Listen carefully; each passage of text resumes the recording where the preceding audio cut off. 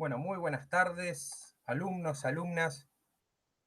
Van a encontrar ahora una imagen que se parece a mí, pero que no soy yo, casi les diría, como un cuadro esfumado, no como un cuadro fumado, sino un cuadro esfumado, que vendría a ser mi rostro.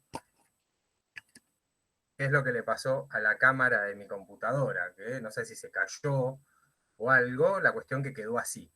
Así que me imagino que para ustedes seré como una especie de, de pintura así fumada. Lo peor es que me había puesto camisa para ustedes hoy y no se va a notar, así que podría haberme no puesto la camisa.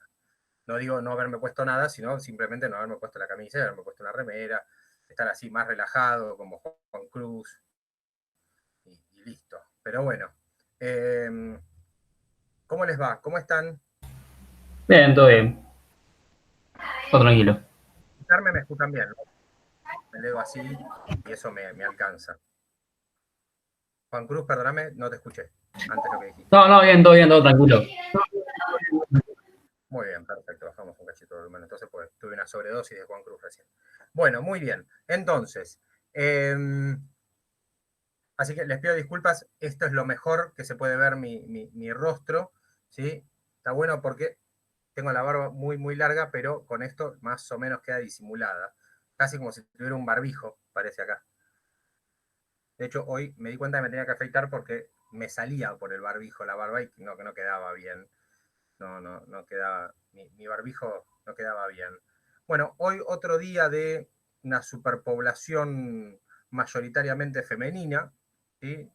Espero, Juan Cruz, que no te sientas amedrentado por el empoderamiento que tenemos hoy en la clase, ¿bien? Y hagas valer tu, tu masculinidad, si es, que, si es que de algo sirve hacerla valer, pero espero que representes bien al género.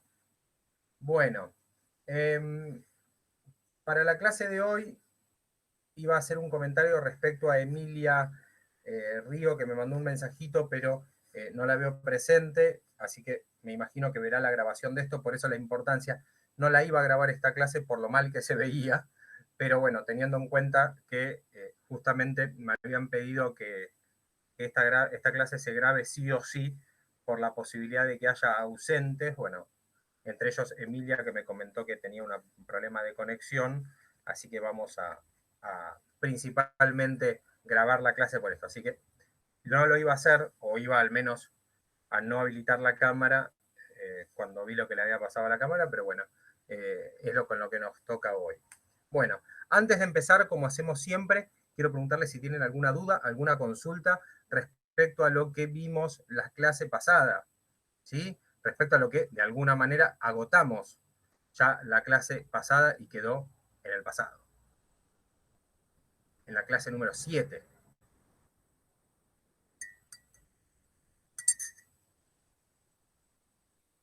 Yo voy a creer que de verdad soy buen profesor, ya gracias a ustedes. No me hacen preguntas, así que estoy pensando que soy bueno ya.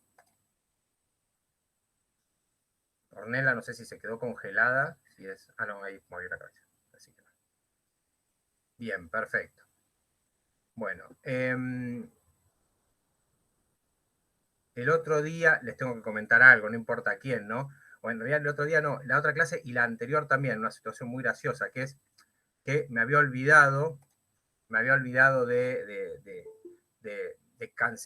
cerrar, de cortar la clase, ¿no? No, miento, corté la clase y la clase se siguió grabando.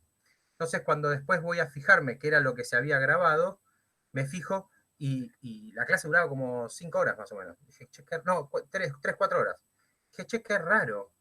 Bueno, entonces me fijo, ¿viste? Y había una alumna o alumno, ya no es importante, que había dejado conectada la computadora, se había ido, no había habilitado la cámara, como así, no sé, Monse en este caso, ¿no? Digo, Monse o Anastasia, que no están con la cámara habilitada, y había quedado conectada la cámara. No, no era Monse para que la habilites, era solamente un comentario. Y había quedado conectada, así. Entonces, claro, cuando yo me voy a fijar el video duraba como 4 horas, entonces, bueno, obviamente lo tuve que acortar porque si no, subirles a ustedes una clase de 4 horas, donde la última hora y media era una pantalla negra con una inicial en la pantalla, no era para nada grato. Así que Fue, agradezco creo, principalmente a creo los que fui que yo la de la clase presencian la pasada. clase. Josefina, perdón, Hola, ¿ahí se escucha? ahora te escucho. Creo que fui yo la de la clase pasada porque como estaba, no sé si se acuerda que le había comentado que estaba en otra casa y no tenía internet. Entonces la dejé en un lugar en donde creí que había internet y ahí quedó la computadora. No me acuerdo, no lo dije por ti porque sinceramente tengo muy mala memoria y esto es en serio. Dará cuenta de eso una persona que nos acompaña hoy, que es un colega de cátedra que se llama Carlos Alberto Romanelli, que está aquí presente y que tuvo la deferencia de acompañarnos, y él dará cuenta de mi mala memoria también, que me conoce ya hace un tiempo y sabe que, que tengo problemas de memoria. Entonces, particularmente no me acuerdo de los nombres, yo no me acuerdo de los rostros. Obviamente, queda el soporte materialmente, ¿no? Porque queda grabado todo eso. Entonces, cuando me fijo, no es la primera vez, en este caso, Josefina, gracias por la hidalguía de tu auto boicot, pero no era hacia vos porque la verdad es que sinceramente no me acuerdo el nombre. Estaría casi seguro que era un femenino, pero pero por una cuestión de simplemente de querer hacer el que tengo memoria para eso, pero sinceramente no lo tengo. Así que no se preocupen. Bueno, igual lo importante es los que estamos aquí presentes, y eso es lo que en realidad vale la pena. Después todo lo demás es arena y polvo. Bueno, entonces, mi pregunta resuena nuevamente respecto de la clase pasada, preguntarle si alguno o alguna tiene alguna duda respecto de lo que vimos en la clase anterior. Particularmente la clase anterior la llamamos jurisdicción, porque tratamos todo lo que tenía que ver con jurisdicción y en cuanto a lo que es la posibilidad de resolver conflictos en el ámbito internacional privado, y obviamente la participación de mecanismos ya obviamente aceitados, ¿no? En cuestiones de arbitraje. Y particularmente el arbitraje es la forma de resolver conflictos más importante y principalmente más utilizada en lo que es el derecho internacional privado. Siempre está la mosca que viene a molestar en clase. Bueno, así que bien, reitero obviamente el ofrecimiento de cualquier consulta que quieran hacer. Caso contrario, arrancamos con lo que tenemos para el día de hoy, que es contratos internacionales.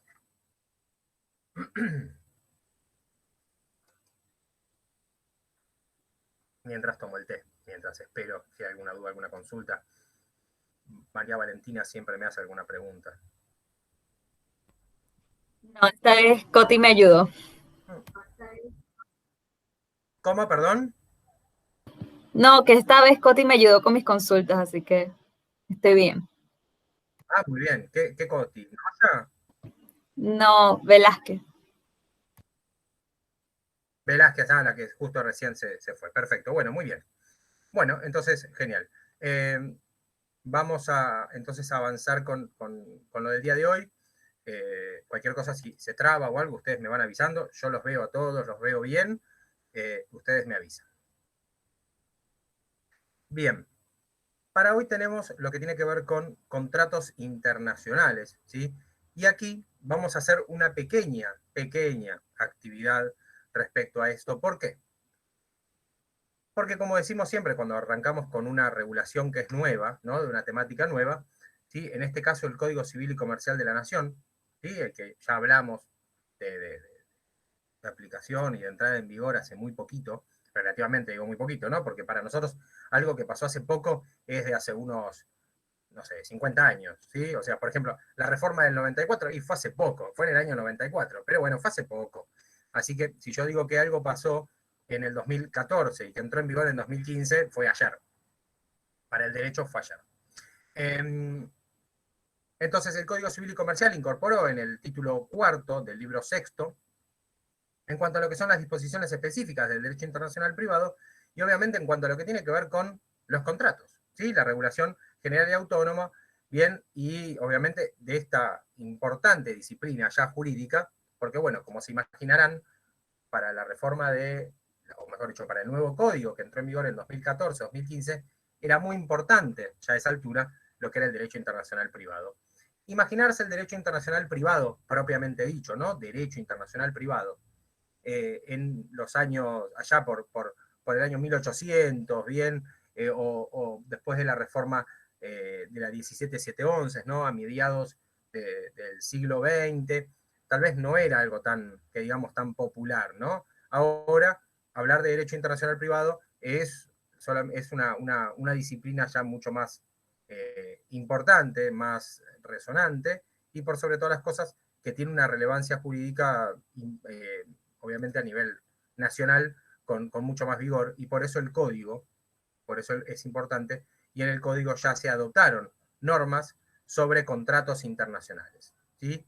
Obviamente uno no los califica de esa manera, ¿sí? Todavía nos falta esa vueltita de esa vueltita de tuerca, pero hablamos de estos contratos y hablamos de sistemas que de alguna manera se van a instrumentar con otros estados y de convenciones internacionales en la materia de los acuerdos, ¿no?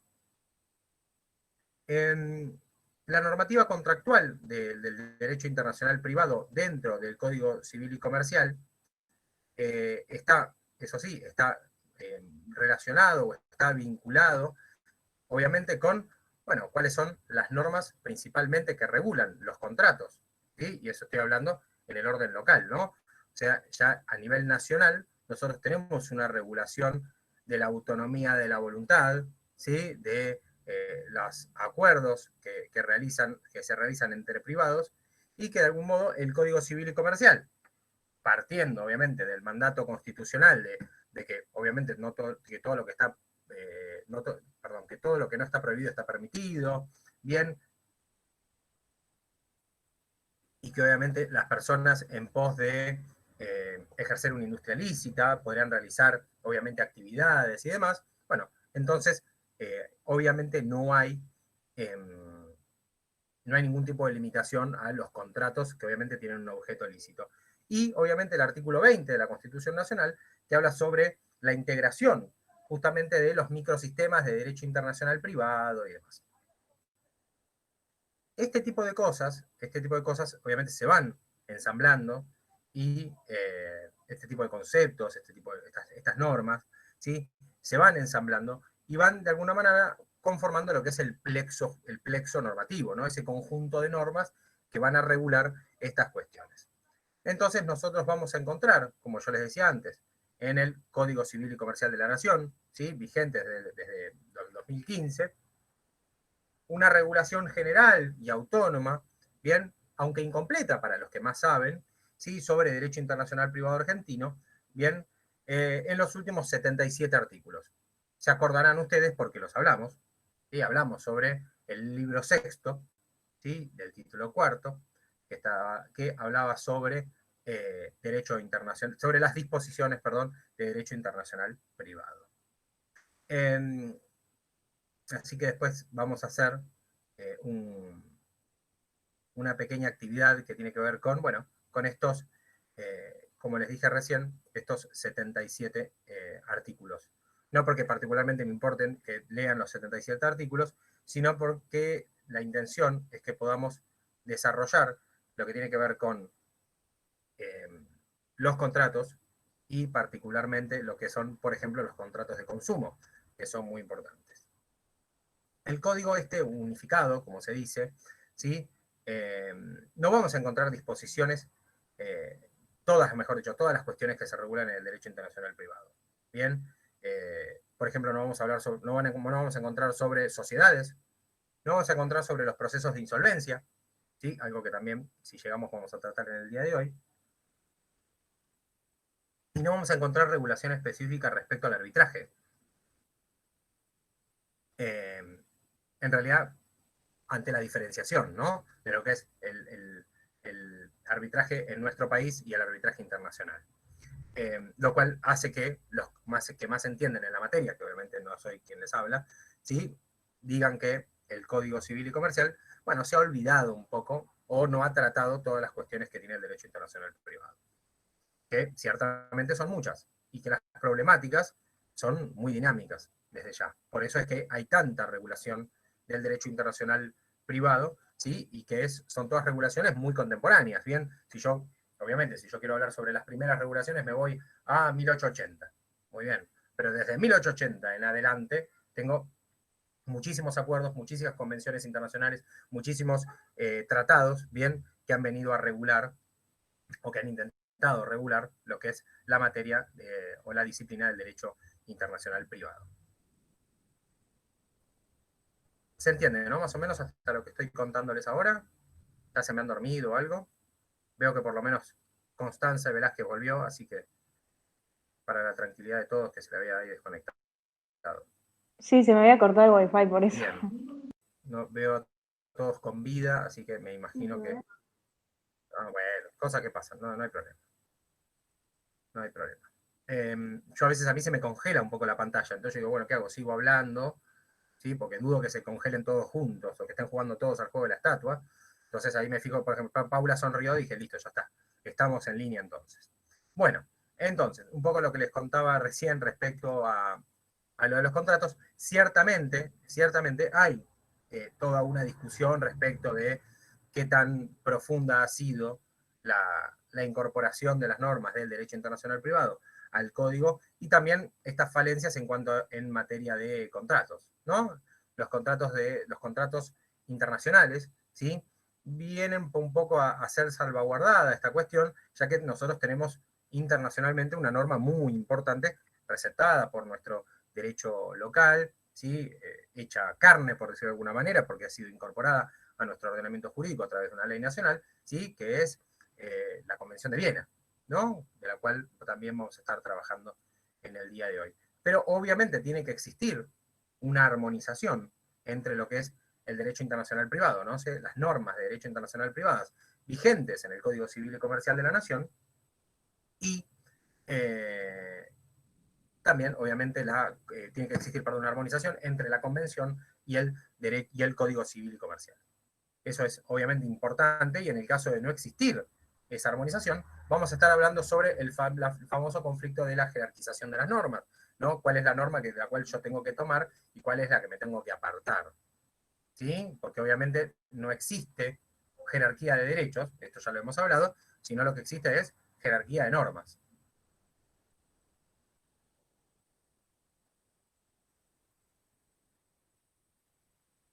Bien.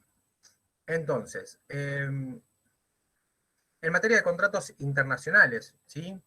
En realidad, en materia de derecho internacional privado existen, dos tratados muy importantes, ¿sí? Que son la base de todo, que es el Tratado de Montevideo de 1889, yo te dije Tratado de 1889, y el Tratado de Montevideo de 1940, ¿sí? Les estoy hablando de normas que son antiquísimas, pero que fueron un poco la base, ¿sí? De toda la normativa que después vino más adelante, al menos a fin de poder organizar un poco lo que era el derecho internacional privado.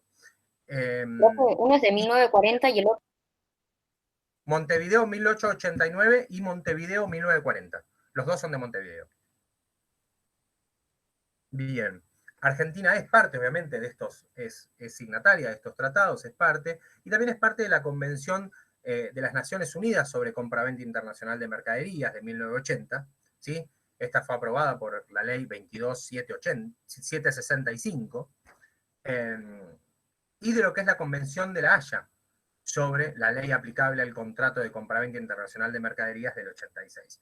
También recetada por una ley nacional, la 23.916, allá por el año 91. Estamos hablando de, como yo les decía antes, toda normativa que viene de hace tiempo. Esta última, la de la 23.916, que les comentaba, la Convención de la Haya, no está vigente, porque justamente no está, creo que es por un tema de que todavía no llegaron a la cantidad de firmas, porque sé que hay una cuestión que tiene que ver con dónde es que están ubicados los locales comerciales y demás. Pero bueno, es una ley que, aprobada por nuestro país, o mejor dicho, de nuestro estado es parte, aprobado por nuestro país, sin embargo, no se encuentra vigente la convención de la Haya sobre la ley aplicable al contrato de compraventa internacional de mercaderías de 1986, porque justamente la convención no está vigente. Entonces, la ley obviamente no es aplicable. Entonces, en esa materia se aplicará, obviamente por analogía, la otra convención, bien, o la utilización principalmente de la normativa local. Para el derecho argentino, tanto la fuente interna como la fuente convencional, ¿no? Un contrato es internacional cuando ¿qué? Cuando ¿qué tenemos? Y esto es una pregunta para ustedes. ¿Qué es lo que necesitamos para que el contrato sea internacional? Lo venimos hablando con todas las cuestiones de derecho internacional privado. Elementos de internacionalización que podrían ser que los dos sujetos sean de distintos países, ¿o no? Perfecto, bien. Entonces tenemos elementos extranjeros, ¿sí? Donde, por ejemplo, una parte o ambas partes, ¿no? Pero en este caso, si fueran ambas partes, habría que realizar otra cuestión, pero bueno, una o ambas partes, bien, sean nacionales de diferentes países. Perfecto. Bien, acá hay también un choque de doctrinas, ¿sí? La cual no vamos a entrar ahora, donde, ¿por qué el contrato es internacional? ¿Sí? Hay algunos que hablan sobre el objeto del contrato, ¿sí? O sea, objetivamente internacional, ¿sí? Cuando habla sobre el objeto del contrato, y hay otros que hablan de un criterio obviamente mucho más subjetivo, más voluntario, que está justamente vinculado a la autonomía de la voluntad de las partes, o sea que son las partes las que definen la internacionalización del contrato, ¿no? La extranjería de ese contrato está definido por las personas. Entonces, esto no digo que sea una distinción relevantísima, pero me parece que tiene que sería bueno que ustedes lo entiendan por esa lógica, ¿no? Mientras para alguna parte de la doctrina, lo cual para nosotros puede ser cualquiera de las dos, ¿no? O sea, yo me paro acá y digo, los contratos son internacionales cuando alguna de las partes es internacional o el lugar de ejecución del contrato es en otro país, ¿sí? O tiene un elemento de extranjería vinculado con el objeto del contrato. Entonces, cualquiera de los dos motivos, ¿sí? En cualquiera de los dos casos yo me encontraría con un contrato internacional.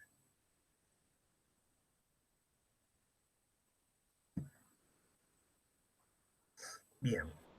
O sea que solo se necesita un elemento de extranjería, no, no sí o sí tienen que ser dos personas de distintos países, sino que pueden ser, no sé, dos personas de un mismo país que están armando un contrato por una empresa que van a abrir en Chile, no sé. Claro, por eso acá hay un choque, entre comillas, de doctrina, donde, mientras para algunos lo que lo define son los sujetos, mientras que también hay una doctrina que dice que el contrato es objetivamente internacional cuando, ¿sí? Las partes no tienen la atribución de transformar un contrato interno en internacional, ¿sí? O sea, no es algo subjetivo, sino que en realidad es la ejecución del contrato, es el objeto del contrato lo que lo convierte en internacional. ¿Bien? Es por ejemplo, es el lugar de celebración, es el lugar de ejecución de ese contrato lo que lo hace internacional. Y si lo pensás, creo que fue Josefina la que habló, porque justo no estaba mirando, Josefina, si lo pensás, tiene sentido, porque vamos a encontrar regulación, ¿sí? Y de hecho lo hemos hablado y lo hemos conversado acá, donde nosotros nos hemos dado cuenta que lo que importaba era el lugar de ejecución del contrato, lo que importaba era el último domicilio, lo que importa, ¿se entiende, no? Entonces, ya salgo yo del sujeto, ¿sí? De las calidades de las personas, ¿bien? Y me adentro en lo que tiene que ver con una cuestión mucho más objetiva o mucho más relacionada con el objeto de esa relación comercial, con el objeto de esa relación jurídica. ¿Está bien?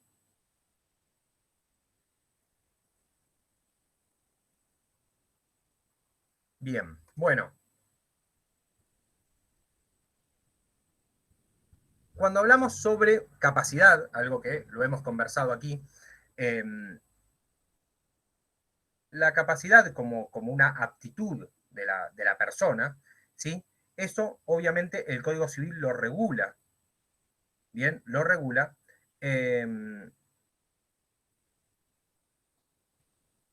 Obviamente porque las capacidades siempre se rigen por, o en la mayoría de los casos, se rigen por el lugar del domicilio de la persona, ¿no? Entonces, cuando yo hablo sobre la capacidad de la persona para contratar, ¿no? Esta aptitud de contraer derechos, perdón, de adquirir derechos y contraer obligaciones, ¿no? Que tiene una persona, desde ya esta persona humana puede, o mejor dicho, se va a regir esa capacidad teniendo en cuenta la legislación del lugar donde vive. ¿Bien? ¿Por qué? Bueno, porque a la hora de contratar, lo que importa es lo que diga la normativa del lugar en el que yo estoy parado para contratar, ¿no? Eso, obviamente, el 2616, justamente, habla de eso, habla de la capacidad de la persona humana, ¿bien? Y que justamente se rige por el derecho de su domicilio. Y en cuanto a los que tiene que ver con las personas jurídicas, ¿sí? En el título segundo, persona jurídica, ¿sí? Cuando habla sobre la ley aplicable, se refiere expresamente a las personas jurídicas públicas y somete el reconocimiento, comienzo, capacidad y demás, justamente a las leyes y ordenamientos del lugar de su constitución. O sea, tanto en personas físicas como personas jurídicas, se refiere al lugar, bueno, de su constitución, lugar de su domicilio, ¿sí? Estamos hablando del domicilio para las personas físicas y el domicilio, entre comillas, o el lugar de constitución, de creación de una sociedad o de una persona jurídica, bien, de una persona de existencia ideal, bien, su lugar de domicilio. Bien, porque, bueno, porque es importante a la hora de contratar, por eso acá volvemos al elemento subjetivo que, entre comillas, conversábamos o discutíamos con Josefina, bien, es importante la actitud de la persona a la hora de hablar sobre dónde vive esa persona, dónde tiene su asiento principal, bueno, porque es justamente la legislación de ese lugar la que la va a regir.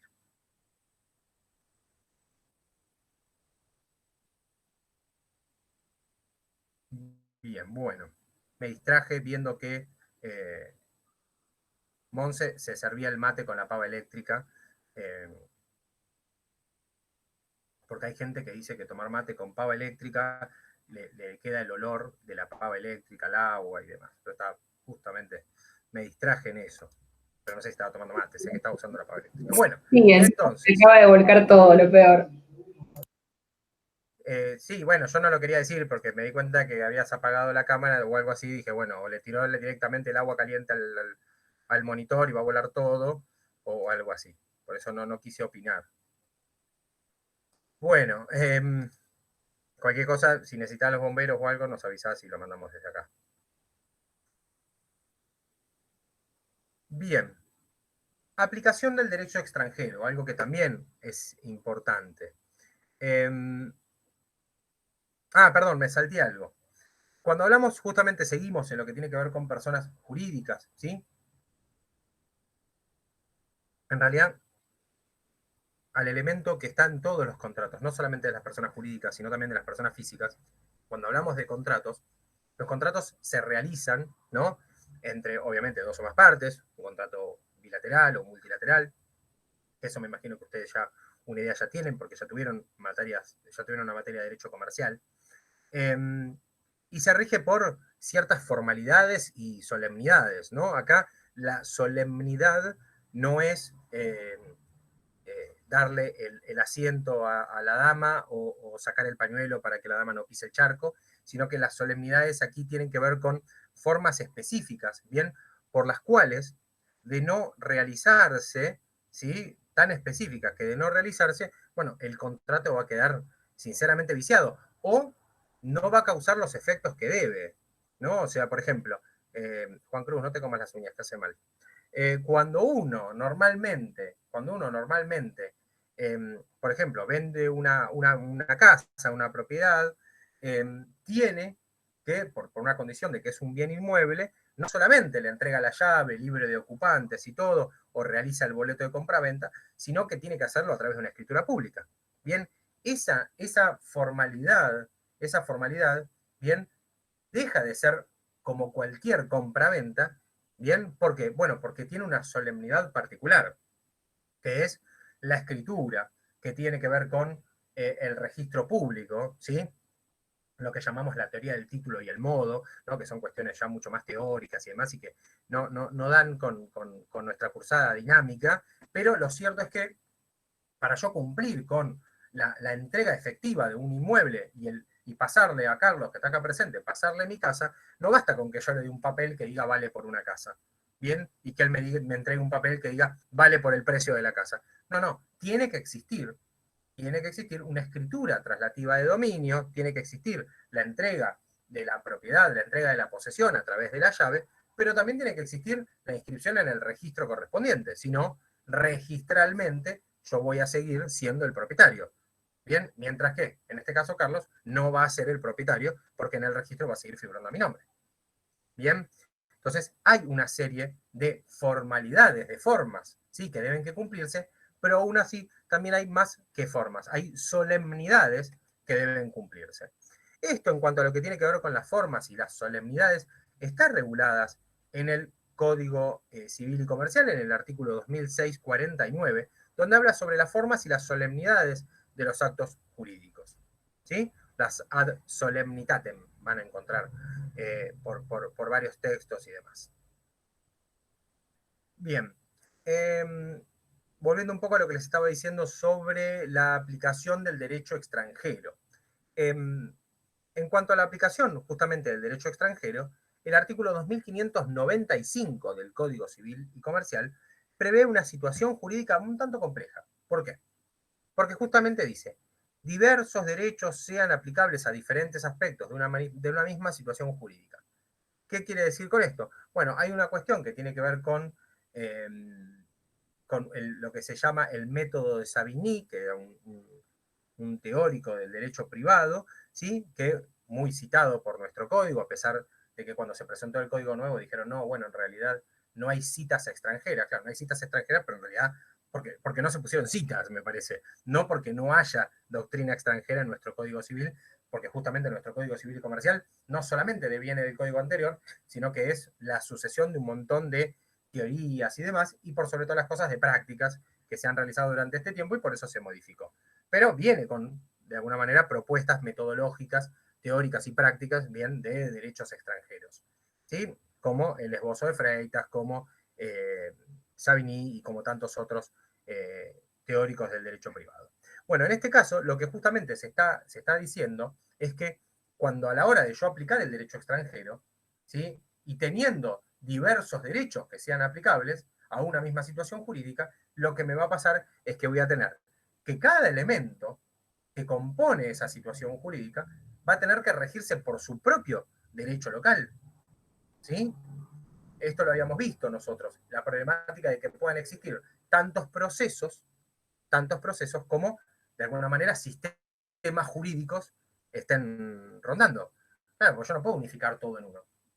O al menos no voy a poder resolver todas las cuestiones en un único proceso si yo tengo muchísimos. O sea, cuando yo tengo estos contratos internacionales muy complejos, donde tengo elementos de no de otro país, sino, mejor dicho, no de dos países, sino que tengo de varios países, porque tengo el tránsito, porque tengo obviamente traslados, como yo les comentaba la vez pasada, de un camión que pasaba desde Brasil hasta Chile, bien, y ustedes dicen, bueno, está bien, es solamente Chile y Brasil. No, no, claro que no, porque va desde Brasil, pasa por Argentina, ¿sí?, recorre toda Argentina con todas sus, de alguna manera, con todas sus normativas locales específicas y vinculadas al federalismo, bien, porque hay materias que son de competencia de las provincias y demás, y después se encuentra con el país de destino, donde también puede llegar a tener, obviamente, problemáticas. Entonces, en realidad, lo que nosotros tenemos que analizar, nosotros, me refiero no como abogados, sino nosotros a la hora de intentar encontrar una solución, es, bueno, desde ya pensar en la posibilidad de armonizar justamente toda esta cuestión, ya que voy a tener distintas relaciones jurídicas en el mismo caso, bien, y es necesario armonizar justamente todas las cuestiones para, bueno, porque es obvio que el contrato es uno solo, ¿sí? El contrato es uno solo y el objeto del contrato, en principio, ¿no? Vamos a decir que es uno solo, ¿bien? En cambio, yo tengo distintos órdenes normativos que pueden de alguna manera traerme conflictos, ¿bien? Distintos órdenes normativos como también puedo tener distintas jurisdicciones, ¿sí? Entonces tengo que intentar de alguna manera solucionarlo.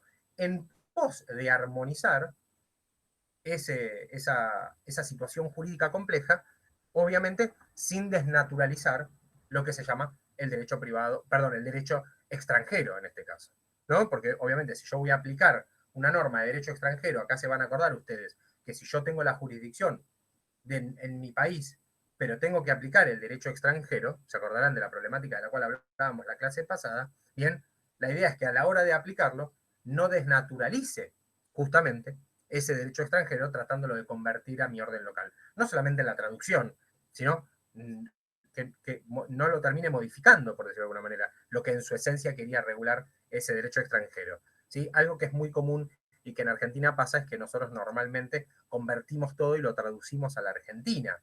Bien, bueno, en este caso tenemos que tratar de aplicar esa norma lo más extranjeramente posible.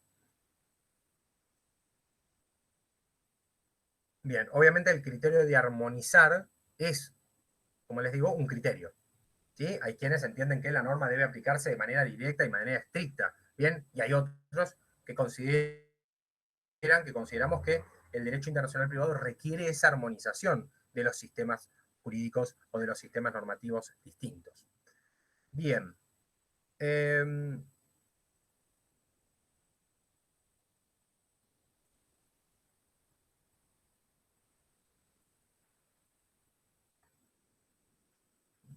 Buscando algo. Bien, vamos a buscar todos la convención, porque acá yo no se la subí, tendría que haberlo hecho, pero no lo hice, ni les puse un link, nada. Así que vamos a buscar la convención sobre compraventa internacional de mercaderías.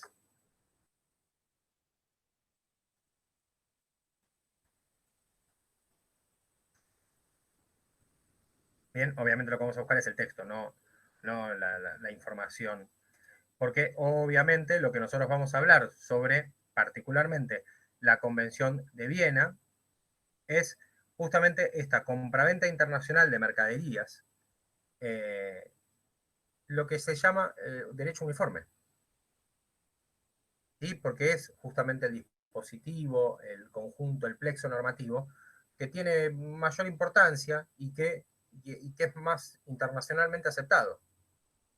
¿Sí? Desde ya, obviamente, el contrato de compraventa es el contrato más común o más popular o más típico. ¿Sí? Cuando hablamos sobre tipicidad y atipicidad de los contratos, bien, el contrato de compraventa es el más típico. Entonces, obviamente, compraventa tenemos en todos lados, bien, y en todos los órdenes normativos. Entonces, la Convención de Viena de 1980 es, hoy por hoy, la Convención de las Naciones Unidas de Derecho Privado, creo yo, con mayor aceptación y la más...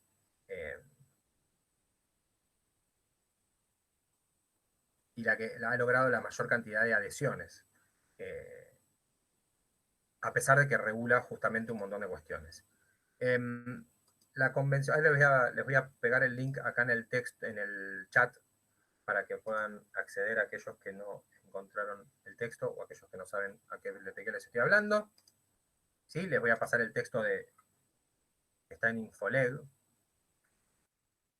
¿sí? la ley 22.765, que es justamente la aprobación de la convención y la incorporación a nuestro ordenamiento jurídico local. Ahí lo tiene.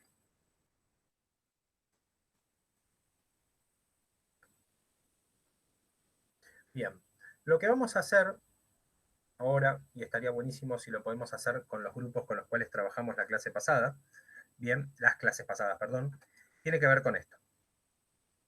Vamos a, de alguna manera, a obtener de esa convención cierta vinculación con lo que hablamos recién de qué es lo que regula nuestro código, ¿no? Nosotros agarramos el Código Civil y Comercial, y el Código Civil y Comercial, según lo que contábamos recién, no tiene una regulación, no digamos muy específica, no tiene una regulación muy punzante en cuanto a lo que tiene que ver con los contratos internacionales. Bien, de hecho, vamos a encontrar sobre autonomía de la voluntad, vamos a encontrar sobre el derecho internacional privado en un sentido, por decirlo de alguna manera, más abierto, bien, pero ¿qué es particularmente lo que hoy por hoy el Código Civil y Comercial regula respecto de la compraventa o de los contratos? Bien, yo digo la compraventa porque vamos a utilizar esto, ¿no?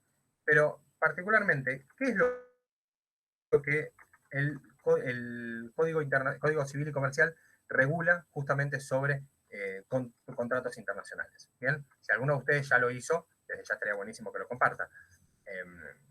Voy a tratar de no preguntarle si alguno lo leyó con antelación para no pasar vergüenza. Si alguno lo hizo y quiere de alguna manera hacerme sentir extremadamente bien, puede hacerlo, puede levantar la mano y voy a sentir un regocijo, ¿bien? Pero prefiero presumir que seguramente han estado leyendo sobre otras materias y no han tenido tiempo para los artículos 2594 en adelante. Si alguno de ustedes lo hizo, desde ya me dice, porque obviamente los he jugado.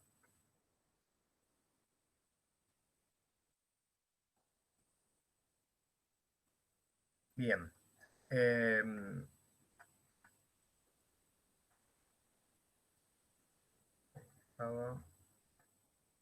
Me acordé lo que estaba viendo. Bien, entonces les dije, 2594 en adelante, ¿sí? El artículo 2590, los artículos 2594 son los que van a hablar, obviamente, sobre derecho internacional privado, y van a encontrar regulación, ¿sí? Bueno, lo que de alguna manera nosotros vamos a ver es, primero, obviamente, a fin de saber de qué estamos hablando, esto ustedes en el grupo se lo pueden dividir, ¿sí? Van a encontrar en la sección 11, donde habla, perdón, en la sección 10 sobre lo que es la forma de los actos jurídicos. Obviamente los contratos son actos jurídicos, así que en la sección 11 van a encontrar una regulación específica sobre contratos en cuanto a lo que tiene que ver con jurisdicción, lo que es la autonomía de la voluntad y demás. En la 12 sobre contratos de consumo, ¿sí? Contratos muy importantes por demás, por todo lo que hemos hablado sobre consumidor también en estas clases. Bien, y en cuanto a cuando habla sobre derechos reales, va a hablar sobre los contratos hechos en el país y demás en el artículo 2667. La cosa es encontrar dentro, o mejor dicho, buscar cómo podríamos armonizar lo que de alguna manera nos trata de decir el código en estos artículos, por eso les digo, les conviene dividírselos dentro del grupo, bien, y relacionarlo con lo que de alguna manera nos viene a regular la Convención de las Naciones Unidas sobre contrato de compraventa internacional de mercaderías. En principio, cualquiera de ustedes me va a decir, pero profesor, usted dijo que el Código Civil y Comercial no va a ser muy específico. No, claro está. Si yo digo que lo único que tengo son 4 artículos sobre contratos y 2 artículos sobre contratos de consumo, claramente el código no se ha explayado, ¿sí? Los codificadores del 2014, en realidad del 2012, por el proyecto de 2012, pero los codificadores no han, de alguna manera, dado mucha atención a nuestro querido derecho internacional privado, y mucho menos, que lo han dejado para el final, y mucho menos a los contratos. Pero claro está que tanto la sección 10, sí, la sección 11 como la sección 12 de este título, justamente hace referencia a lo que son los contratos. ¿Hay falta de armonía respecto de lo que plantea la Convención? ¿Bien? ¿O son, de alguna manera, normativas que, por decirlo de alguna manera, se van a entrelazar y se van a fusionar y van a conformar, se podría decir, como para decir, hoy tenemos regulado los contratos, se podría decir, los contratos internacionales a través del Código Civil y Comercial y a través de la Convención de las Naciones Unidas? ¿O no? ¿O puede haber, por qué no, un choque normativo, o puede haber un cruce normativo en, de alguna manera, lo que dice uno y lo que dice el otro? ¿Está bien? Sé que son pocos, sé que no estamos todos o todas, bien, y que vamos a trabajar con los poquitos que somos. No se preocupen, desde ya es un ratito y después lo que hacemos es una puesta en común en, no sé, 10, 15 minutos, hacemos una puesta en común de lo que hayan ustedes analizado. ¿Les parece? Dale. Dale. Perfecto, gracias. Gracias, Monse, que no me dejaste así, solo así esperando la respuesta definitiva. Bueno, 10, 15 minutos, nos volvemos a encontrar y vemos qué tenemos para hablar sobre esta armonización o no del derecho internacional privado en cuanto a contratos. Me imagino ya son altos conocedores de la materia, ya tienen todo resuelto, ya aprobaron la materia en estos 20 minutos. Y está complicado. ¿Cómo? No me habrá dicho Josefina que está complicado. Sí, sí. ¿Qué significa complicado? Y yo pude relacionar uno. Al principio no entendí muy bien la consigna y después, Ok. supuse que era relacionar entre los artículos que usted nos habían mandado y el artículo ese de la convención, Ujú. y pude relacionar uno. A ver, antes de empezar con lo que me estás comentando,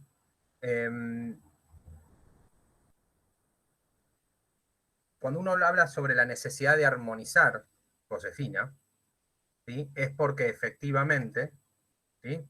Tiene un conflicto, ¿no? Un conflicto entre dos versiones, ¿no? Por decirlo de algún modo, que se contraponen, que están en pugna, ¿sí? Hay una diferencia, y esa diferencia es que justamente hay dos normativas que en principio vienen a intentar resolver la misma cuestión, ¿no? Entonces, un poco lo que yo tengo que intentar hacer es buscar la manera de que ese cuerpo normativo funcione de manera concatenada, ¿no? De manera coordinada, y que por sobre todas las cosas no se produzca un choque. Porque si yo tengo choques normativos, voy a tener que empezar a determinar o a decidir por jerarquía de normas cuál es la que no voy a aplicar, o voy a empezar a tener un conflicto, ¿sí? Si esto tiene elementos de extranjería, los conflictos también los tienen. Entonces, ya deja de ser un conflicto local para convertirse en un conflicto, bueno, internacional. ¿Por qué? Porque tiene un elemento de extranjería que me provoca este conflicto. Entonces, la armonización justamente tiene por fin eso. En cuanto a lo que vos decís de relacionar, vamos a ver, ¿no? Desde ya, si como vos lo analizaste, esta relación efectivamente así es como debe hacerse, entre comillas, lo cual lo importante es lo que hayas intentado hacer, ¿no? Por sobre todas las cosas.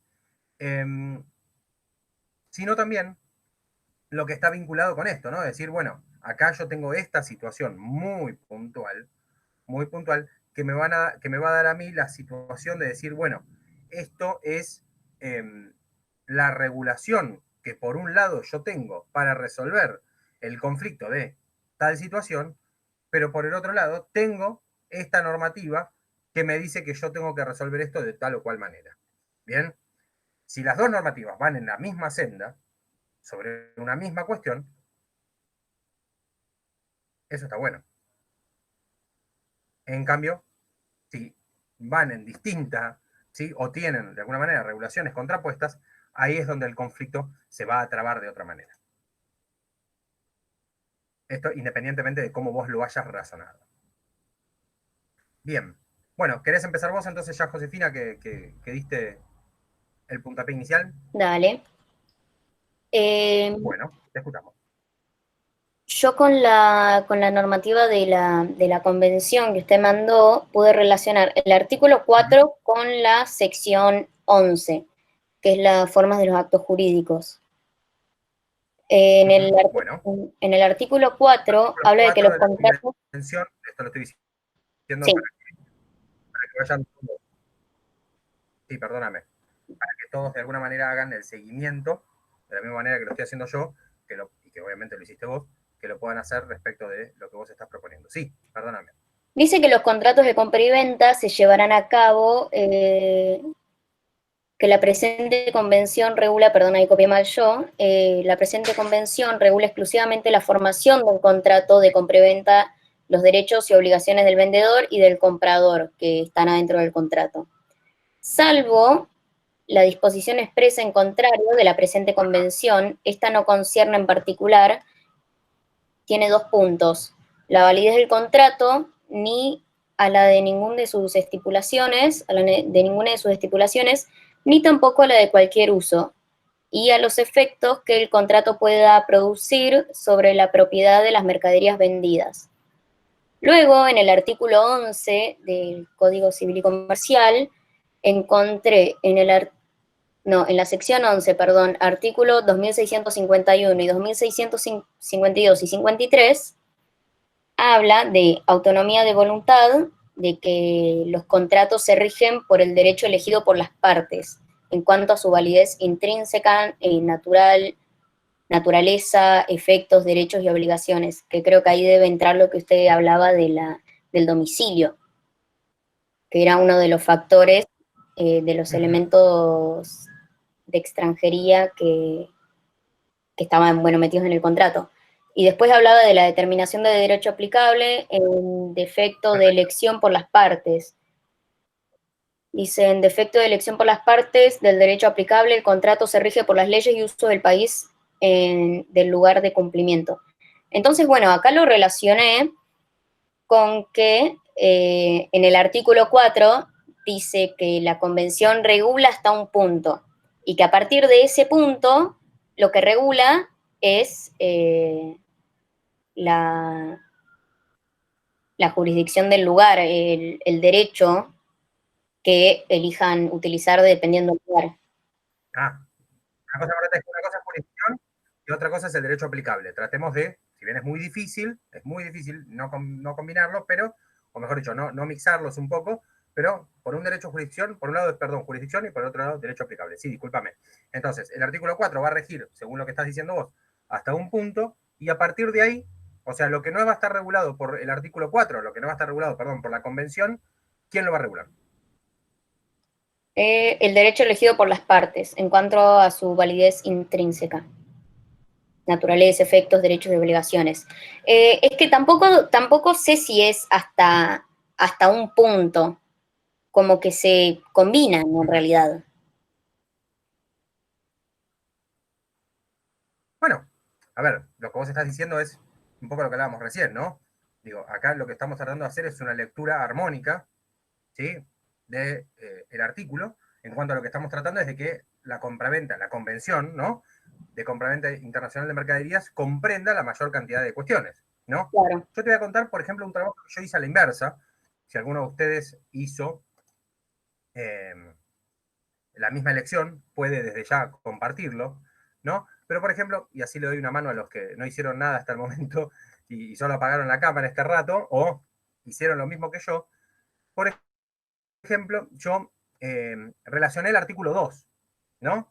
El artículo 2 de la convención dice, la presente convención no se aplicará a las compraventas de mercaderías compradas para su uso personal, familiar o doméstico, salvo que el vendedor en cualquier si yo hablo de mercaderías compradas para su uso personal, familiar o doméstico, ¿de qué contrato estoy hablando? Ya, así. Contrato de Compraventa. Consumo. consumo, claro, porque todas las convenciones de compraventa. Entonces, exactamente, de consumo. Entonces, lo primero que me está diciendo la convención sobre compraventa internacional de mercaderías es que no se aplicará a las compraventas, por ejemplo, con objeto de consumo. Salvo que el vendedor en cualquier momento antes de la celebración del contrato, en el momento no hubiera tenido o debiera haber tenido conocimiento de que las se compraban para ese uso, ¿no? O sea, alguien me compra eso, yo no tengo idea, se aplica la convención y después yo me entero de que esa compra que me habían realizado en realidad era para consumo. Pero la verdad es que yo no tenía ni idea. Sinceramente no sabía. Pero bueno, en principio quedan totalmente, mejor dicho, exceptuadas de la aplicación de esta convención. ¿Bien? A mí me dice algo el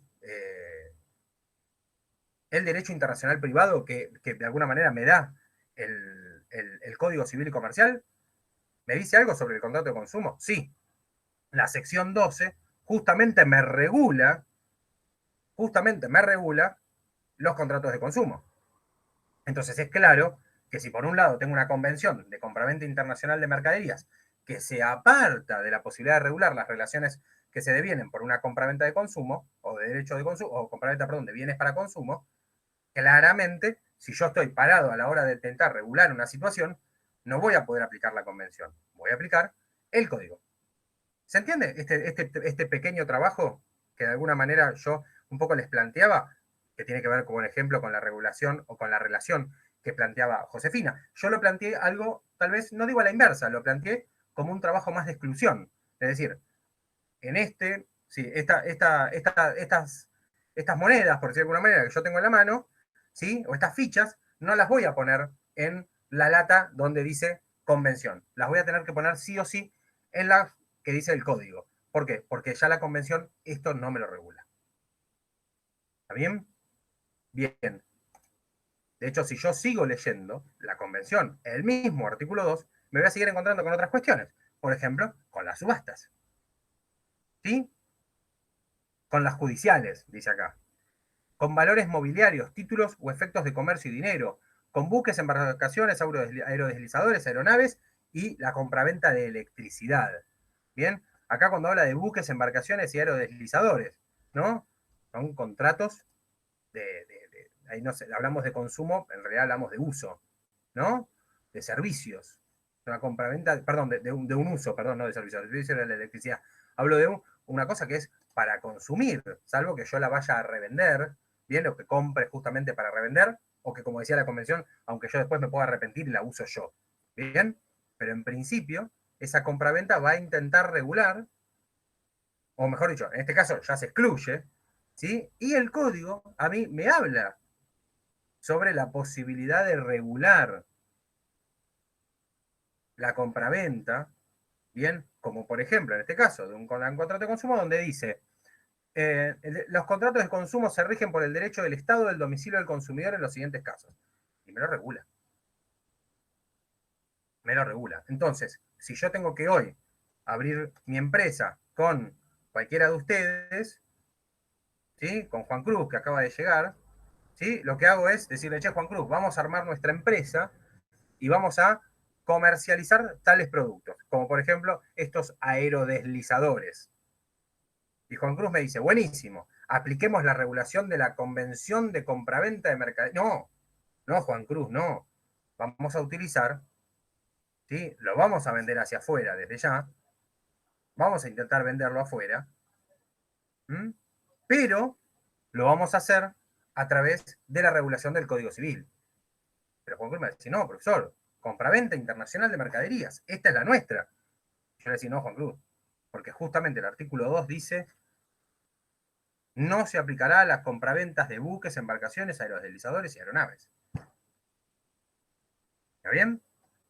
Viene Anastasia y me dice, profesor, quiero que empecemos a comercializar servicios eléctricos. Y yo le voy a decir, Anastasia, me parece muy bien, tráeme el código. Y Anastasia me va a decir, o le voy a decir, Anastasia, tráeme la convención. Vamos a hablar sobre compraventa. Y yo le voy a decir, no. Anastasia me va a parar y me va a decir, no, profesor, acá corresponde la aplicación del código. Porque justamente la convención es más que clara en qué es lo que no va a aplicar. Y no va a aplicar tal cosa. ¿Se entiende? Ese trabajo, por decir de alguna manera, es el que en un examen medio mala onda, ¿sí? Podría incluirse alguna consigna donde diga, para resolver tal cuestión, ¿qué aplicaría? Tal cosa o tal cosa. Y ustedes van a tener que resolver, o podrían tener que resolver, bien, si... no, mala onda no, me parece bastante interesante, ¿no? Un examen donde a ustedes les pregunte, ¿sí? ¿Qué sería aplicable en este caso? En el caso de tal compraventa. Y ustedes conociendo el artículo 2, o en el caso de que sea a distancia, leyéndolo, bien, van a decir, ah, no, acá dice que esto no. Estas acciones no. La compraventa internacional de acciones no está regida por la Convención de las Naciones Unidas sobre contratos de compraventa internacional de mercaderías en Viena de 1980. ¿Está bien? Bueno, ¿quién más? Yo Ahora tengo no me digan uno, todos, pero no fueron estoy muy segura. Bueno, a ver, Valentina, te escuchamos. Bueno, el artículo 6 del convenio dice, las partes podrán excluir la aplicación de la presente convención y establecer excepciones a cualquiera de sus disposiciones o modificar sus efectos. Perdón, por las dudas, si lo dijiste, yo no te escuché. ¿En qué artículo, disculpame? El 6 de la convención. El 6 de la convención, discúlpame, sí. Y lo relacioné con el artículo 2651, inciso C, que dice, las partes pueden establecer de común acuerdo el contenido material de sus contratos e incluso crear disposiciones contractuales que desplacen normas coactivas del derecho elegido. Lo medio relacioné, pero no sé. Muy bien, muy bien. Y esto a su vez, sí, Valentina, y perdóname si te pongo en un aprieto, ¿no? ¿Con qué lo podemos relacionar con algo que nosotros hablábamos sobre que, por ejemplo, un juez puede no aplicar el derecho extranjero por algo en particular, por una afectación a qué? A ver si estuviste despierta la clase pasada. ¿Qué es lo que estaríamos afectando o lo que podríamos estar afectando, ¿sí? Si de alguna manera esta autonomía de la voluntad la utilizamos de la manera incorrecta, ¿no? Si intentamos aplicar un derecho. El orden público.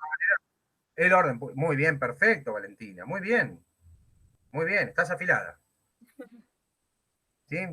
Si no hubiera cuarentena, te diría andate al bingo más cercano o al casino más cercano. Muy bien, perfecto. Porque ya creo que la quiniela ya no llega hasta ahora. Bueno, entonces, muy bien. Bien, ¿quién más? Aparte de Valentina, aparte de Valentina, de Josefina y de mí. ¿Quién más quiere compartir con nosotros este tipo de relación entre un artículo o alguna parte o alguna sección, como hizo Josefina, del código y algún articulado propio, alguna disposición de la convención? No me hagan señalar que queda feo. A ver si justo engancho a uno de esos que me dejan la computadora prendida.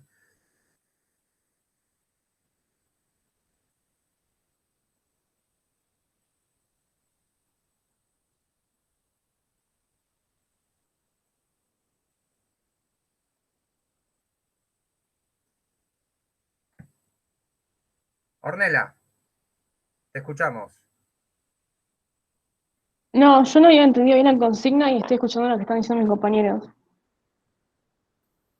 Bueno. Anastasia.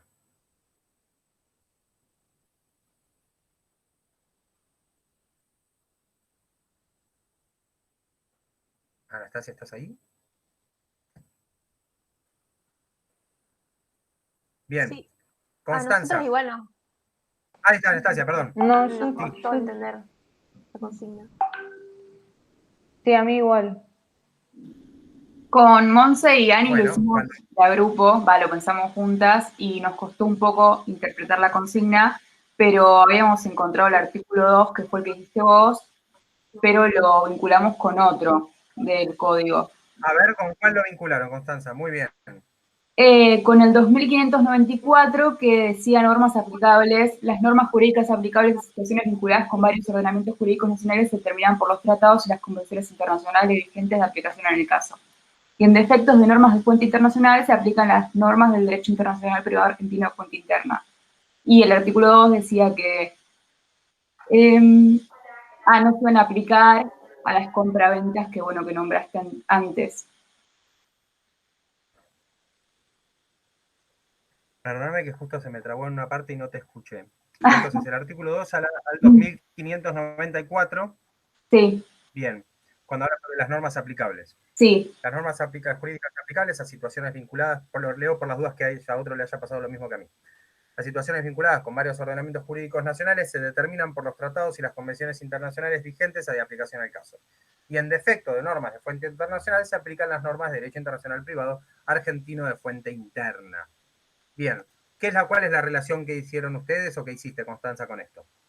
Bueno, acá en el código dice que se van a determinar por los tratados y las convenciones internacionales, pero que, bueno, sí, creo que sí, es que no hay ninguna fuente internacional que lo pueda tratar, se van a aplicar las las normas del derecho internacional privado. Y acá, bueno, justamente dice que no se van a aplicar a las compraventas de mercaderías, subastas, entonces creo que supusimos que hay como una línea, o sea, lo que no se va a tratar ahí lo rige el código.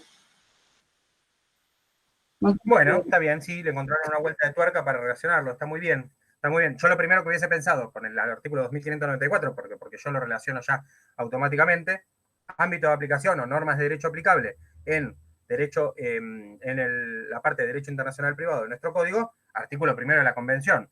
La presente convención se aplicará a los contratos de compraventa internacional de compraventa de mercaderías entre partes que tengan sus establecimientos en estados diferentes. Cuando esos estados sean estados contratantes o cuando las normas de acuerdo internacional privado prevean la aplicación de la ley, o ¿sí? No se tendrán en cuenta el hecho de cuando las partes establezcan estados diferentes. O sea, yo lo hubiese relacionado con normas de paridad, pero ustedes lo que relacionaron con el artículo 2 es la interpretación del artículo 2594. Muy interesante también. Muy bien hecho. Gracias. ¿Quién más? Paula, Juan Cruz, Maricel. ¿Sí los escuchamos? Nosotros con Maricelo estuvimos buscando, pero no habíamos entendido muy bien la relación. No encontrábamos, la verdad, que dos que se relacionen, porque no habíamos entendido bien la consigna.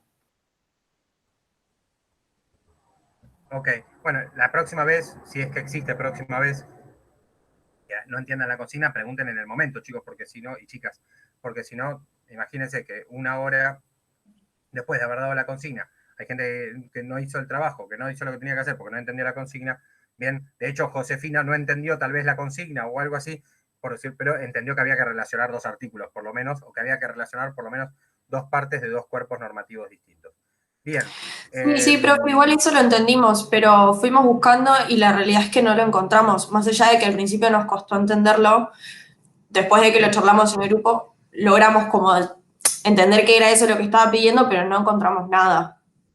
Como que nos costó el llevarlo a cabo. Bueno, el primer artículo de la convención y el primer artículo del Código Civil y Comercial en la parte de Derecho Internacional Privado ya estaban relacionados. El primero y el primero, no es que les estoy diciendo como tal vez utilizó el otro grupo, que utilizó, bueno, el primero y la interpretación del segundo. El primer artículo y el primer artículo ya estaban relacionados entre sí, porque lo primero que yo tengo que hacer es establecer de alguna manera cómo voy a aplicar ese plexo normativo. Por eso me pensé, sinceramente, para empezar, dije, todos van a usar el primero, porque el primero y el primero se relacionan. Pero bueno, no importa. Paula, ¿vos hiciste el grupo con alguien? Sí, Cornela y con Coti y con Valen también, pero me pasó que no pude relacionar muy bien. Ok, perfecto, bien. Bueno, entonces, eso es un poco el trabajo que sería importante o sería interesante que ustedes hagan, además de leer el texto y además de leer la parte sobre los contratos de derecho internacional privado en el código y la convención de compraventa internacional de mercaderías, con la cual vamos a trabajar en la segunda parte de la materia, o sea, después de este primer parcial, vamos a quedarnos con compraventa internacional de mercaderías ya para hablar de casos prácticos y armar un contrato de compraventa internacional de mercaderías. Bien, vamos a armar las cláusulas del contrato, vamos a desglosar cada una de las partes y demás de esta convención, pero era necesario tener un primer avistaje de este tema, aunque sea en esta parte, en esta etapa primera y primigenia, ¿no? Y para la segunda parte vamos a dejar también lo que es los procesos falenciales, los concursos y quiebras internacionales, ¿sí? Porque la verdad es que ya hoy nos queda un poco largo y sé que si no me van a rechazar directamente. Lo que sí les pido, por favor, que accedan a la información que les mandé, bien, accedan a los documentos que les mandé a través de la web, bien, a través del aula virtual, del campus, porque hay información respecto a jurisdicción, derecho aplicable, cooperación, en materia de concursos y quiebras, que es bastante interesante, ¿sí? Que es bastante interesante, que me gustaría compartir con ustedes justamente qué sucede en los casos, en los cuales yo necesito colaboración internacional para este tipo de cuestiones. Necesito que colaboren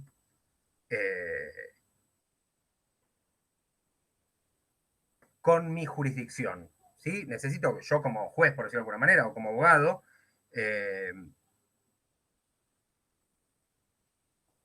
necesito que de alguna manera yo poder aplicar o poder liquidar bienes, ¿bien? O poder distribuir, ¿sí? Saldar algunas cuestiones, ¿bien? Y para eso necesito colaboración de otras jurisdicciones, necesito colaboración de otros jueces, perdón. Entonces, me gustaría, no sé si a Carlos lo tengo, acá, por ejemplo, Carlos, que es un experimentado, ya que es dentro del cuerpo judicial, y que tal vez nos puede dar, por ejemplo, ahora una mirada de intro, ¿no? En un caso, en un proceso falencial, ¿bien?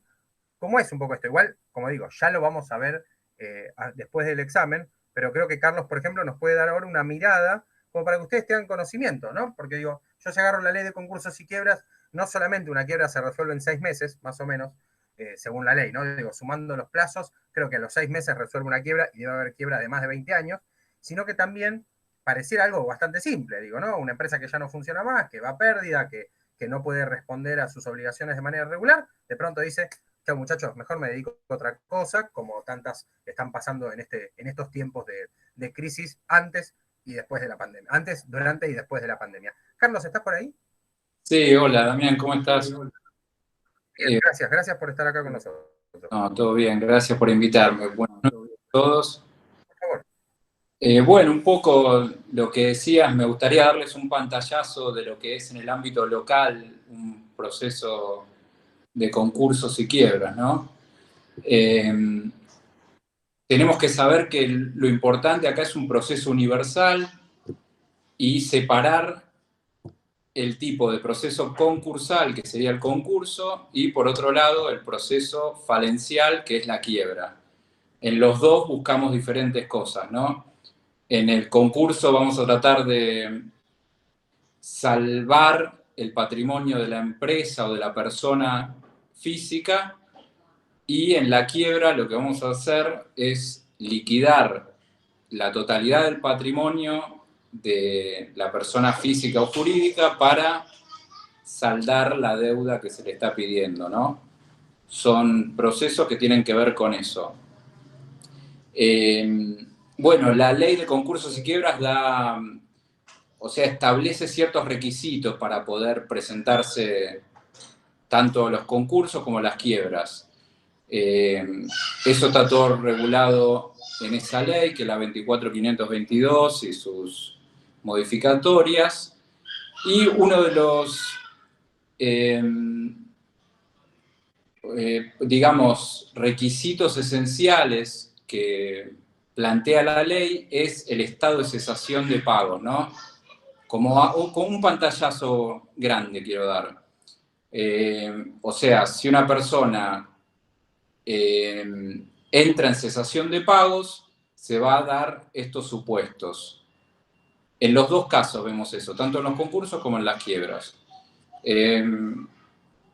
Bueno, ahí lo que se nombra en ambos procesos es una sindicatura que va a trabajar con el juez para acompañarlo, para dar opinión, ¿no? Respecto de la administración de los bienes, del proceso de liquidación de los bienes, en uno y otro caso.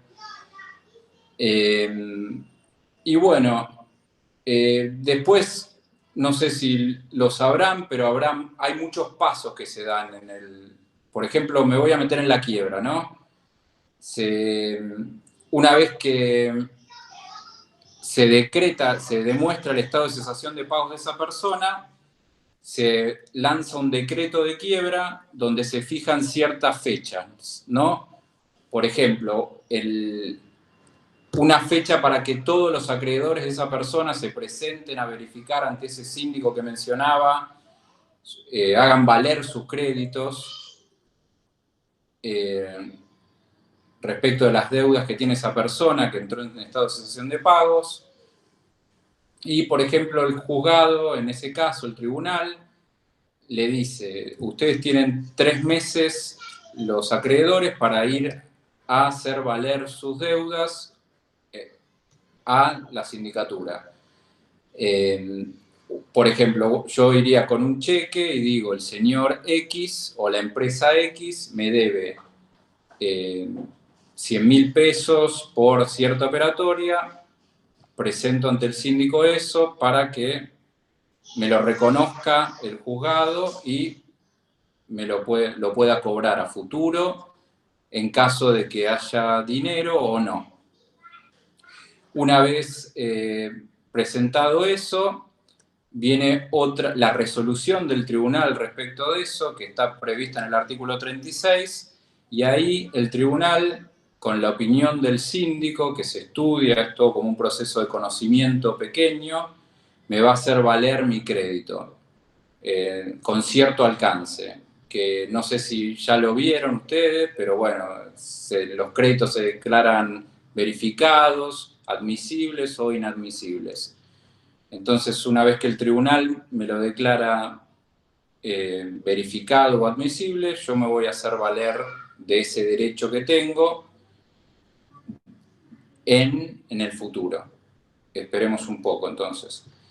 Durante ese proceso, a la par, vamos a tener, como expliqué, como traté de explicar, muchos acreedores que van a tener su crédito reconocido por el tribunal, pero eso es una parte de la historia. O sea, por otra parte de la historia, lo que vamos a tener que tener es si hay plata, de dónde cobrar esos créditos, porque uno puede tener el derecho a cobrar, no sé, 100.000 pesos que estamos hablando, pero el fallido, el que entró en quiebra, no lo podría, o sea, no tiene bienes para hacer cargos sobre esas deudas. Entonces, bueno, lo que se hace en ese caso, paralelamente, todo eso que estaba diciendo, es el tribunal le incauta todos los bienes a la empresa o a la persona física, aquellos bienes que le incauta que tienen un límite, que no sean en el caso de las personas físicas, los bienes indispensables para vivir. Eso está todo en el artículo 108, lo quiero dar en un pantallazo, no específicamente todo. Y bueno, el tribunal en ese proceso se va haciendo de bienes para hacer fondos líquidos, ¿no? Se va a hacer de bienes tanto de dinero en las cuentas bancarias que tenga la empresa, bienes muebles, por ejemplo, se incautó maquinaria que tenga la empresa para producir, o rodados, o, no sé, computadoras, escritorios, de todo. Cuando va la sindicatura a incautar los bienes para tratar de hacer fondos líquidos para que se cobren sus deudores, se le incauta todo al deudor. Y bueno, todos esos bienes que va incautando y se van depositando a la orden del juzgado, ¿no?, que va adquiriendo el tribunal, en un momento los va a subastar. Los va a hacer en subastas públicas, en no sé, subastas privadas, digamos, puede ser por ventas directas, y todos esos bienes en un momento van a juntar, no sé, cierta cantidad de dinero líquido que en ese momento, en cierto momento de la quiebra, se van a tener que distribuir en toda esa gente que tenía sus títulos reconocidos, ¿no?, sus créditos reconocidos. Que eso es el proyecto de distribución final donde se hace. Esto a modo de un gran pantallazo. Entonces, en ese proyecto de distribución final, lo que se va a decir es la sindicatura, el síndico, el asesor del juez, tanto en el concurso como en la quiebra, pero ahora estamos hablando de la quiebra, va a decirle al juez: mire, señor juez, nosotros con todo este proceso de incautación y de recolección de bienes, tanto muebles, inmuebles que tuvimos, llegamos a juntar 1 millón de pesos en este proceso falencial, en esta quiebra, y en base a eso y los gastos que tuvimos en el proceso, yo como síndico le digo, tenemos 60 para repartir entre todos los acreedores que se les reconoció los créditos, y el otro 40 los vamos a dejar por otro lado para pagar los honorarios de todos, de los que actuaron en la subasta, de los letrados, y del síndico también, y otros gastos como todos los edictos que tuvimos que hacer para las publicaciones, o los gastos de la subasta, los gastos que tuvo la sindicatura. Entonces todo eso se va a dividir. Y eso es lo que se llama el proyecto de distribución final. Entonces, ahí el tribunal, en base a esa opinión que da la sindicatura, saca otra resolución donde distribuye esos fondos que estaba diciendo. Entonces va a decir, bueno, usted que tenía, por ejemplo, el caso que decía del cheque mío, que son 100.000 pesos, en base a este patrimonio que juntamos, va a poder cobrar de eso 30.000 pesos, porque se va a tener que distribuir entre todos los acreedores. Ese es un ideal, ¿no?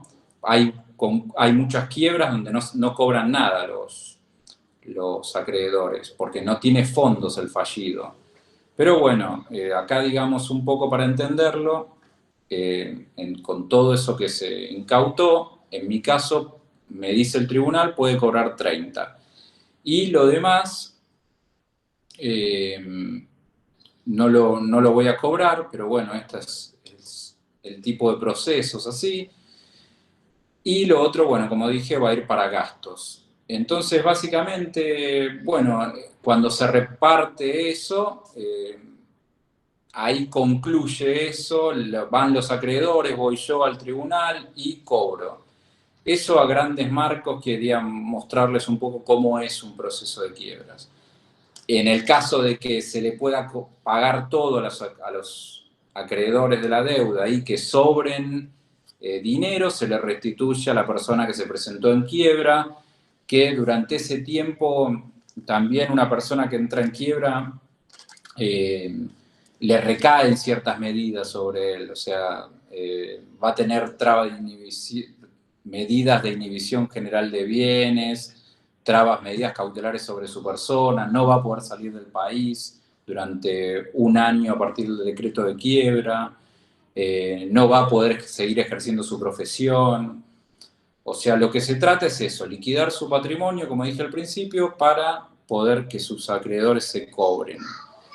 En el caso del concurso, quiero dar otro pantallazo, no meterme tan a fondo, pero como dije al principio, lo que se trataba era de salvar la empresa, ¿no? Esto con la ayuda de la sindicatura y la ayuda de esta persona que se presenta a concurso. En ese caso, lo que pierde el concursado es la administración de su empresa o de su patrimonio cuando es una persona física, que va a administrarlo la sindicatura. Y todos los actos de disposición de los que sean para vender sus bienes, muebles o inmuebles, va a tener que pedir autorización a este síndico. En este caso, lo que se trata con el concurso es de decirle a todos los acreedores, o a mí en el caso de ese cheque que me debía por 100.000 pesos, pongámoslo de ejemplo de nuevo, el concursado me dice, mire, yo no tengo patrimonio para hacer frente a mi deuda, o a todas estas deudas del universo de acreedores que están. Lo que le propongo a través de este proceso y ante el tribunal, con la intervención del tribunal, es que una propuesta de pago, que pueden ser, la ley de concursos dice que puede haber una propuesta de pago, de quita, o de espera, diciéndole como, veamos, la propuesta de pago es decirle, mire, señor, yo le puedo pagar no sé, en 40 cuotas, en 54 cuotas mi deuda, porque no le puedo hacer frente al pago de esta deuda en el tiempo oportuno. Eso en el pago. Otro, lo que hablamos de quita, es decirle al acreedor, mire, yo como tengo estos problemas, que entré en el estado de cesación de pagos que hablaba antes con un presupuesto, le voy a proponer que me haga una quita de esta deuda. O sea, que en vez de pagar esos 100.000 de los que hablaba, que les pague, le voy a poder pagar 50.000. Y en el otro ejemplo que da la ley es el de espera. El acreedor ahí le va a decir el deudor le va a decir al acreedor, mire, esto me va a tener que esperar 4 años o 2 años y yo ahí le voy a poder pagar. Entonces, todo eso son propuestas que está haciendo la persona que entra, que se concursa, ¿no? Que solicita esta ayuda para tratar de salvar su empresa. Y bueno, va a tener que encontrar mayorías. Va a tener que, de sus propuestas, va a tener que encontrar mayorías entre muchas categorías que se van haciendo. Respecto, por ejemplo, quiero darles pantallazos, ¿no? En una empresa grande va a tener que hacer distintas propuestas de pago para sus empleados, otras para a las personas, no sé, los proveedores, otras para las entidades bancarias, otras para, no sé, otro tipo de acreedores que tenga. Entonces va a haber distintas categorías. Y bueno, básicamente es eso, que logre en estos acuerdos que hablamos de quita o de espera o de pago parcial, que logre la aprobación de esos acreedores también con la opinión de la sindicatura y la aprobación del juzgado, y que logre el salvataje de su empresa para que no vaya a la quiebra. Básicamente es eso, en ese caso. No sé si tienen alguna pregunta respecto de eso. Sí, yo Dígame. te quería preguntar si en el último ejemplo que dio de ¿cómo se llama esto? El antes de la quiebra, si corren intereses en la espera. Cuando le dice el acreedor de pago de espera, si corren los intereses. Está bien. Bueno, los intereses corren hasta la fecha del decreto de quiebra, en el caso de la quiebra, ¿no? Hasta ahí se van a ponerle un cheque que firmo hoy, los intereses van a correr hasta un supuesto decreto de quiebra en la misma fecha de hoy o un año. Hasta ahí corren los intereses y ahí se suspenden, ¿no? ¿Y en el concurso? Y en el concurso se suspenden, creo, con el decreto de apertura al concurso. A ver, lo chequeo para no decirle cualquier cosa.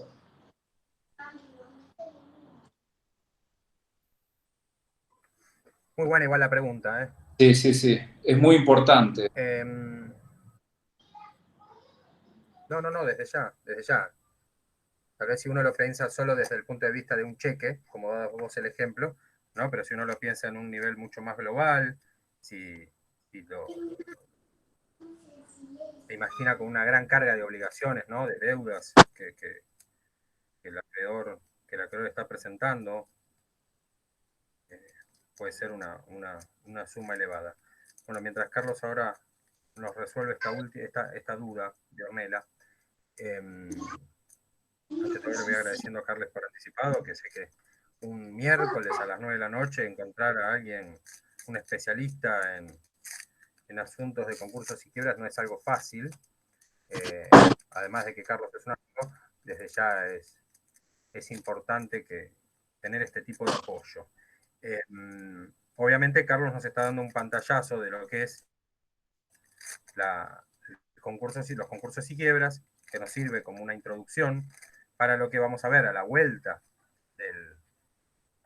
del examen, que van a ser los concursos y quiebras con elementos extranjeros, o sea, los concursos y quiebras internacionales, que como vimos en el trabajito que hicimos de recortes periodísticos y demás, ¿sí? Hay concursos y quiebras, o hay quiebras, mejor dicho, o hay quiebras con elementos extranjeros que tal vez nosotros no conocíamos.